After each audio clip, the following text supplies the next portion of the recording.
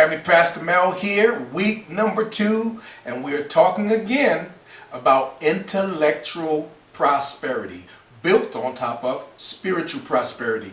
We started out the week with the concept of intellectual prosperity, letting you know that we must use our minds, our intellects that God has given us in order to truly prosper. We said that in day 6, reading was fundamental and is very much a part of that prosperity. You cannot be prosperous if you're not reading.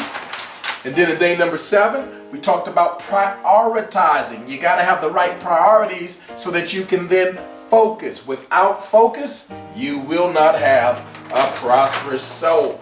Now here we are at day number 8. And day number 8, the concept, the principle, the nugget, the jewel is creativity.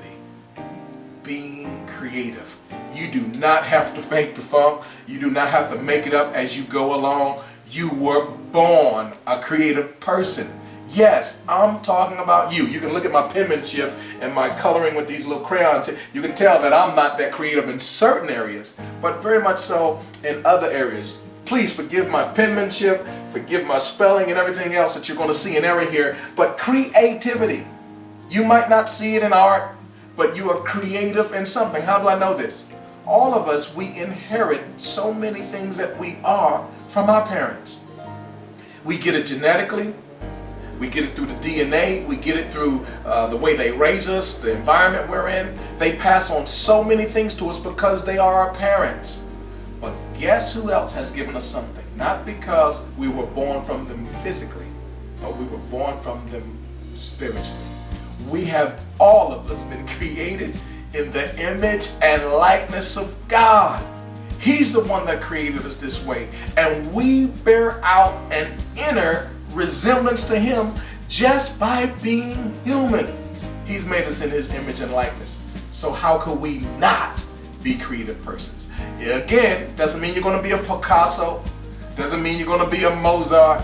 Doesn't mean that you're going to be some athletic person like Michael Jordan or Muhammad Ali. But there are areas inside of you, I assure you, deep down on the inside, you are a purely creative being. You just need to find out what are the areas that you're most creative in. I will tell you this, the greatest books have not yet been written.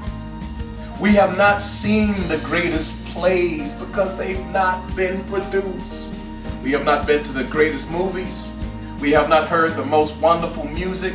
None of those things, the greatest inventions, none of those things yet exist because it's deep down inside of someone, maybe someone who has not even yet been born.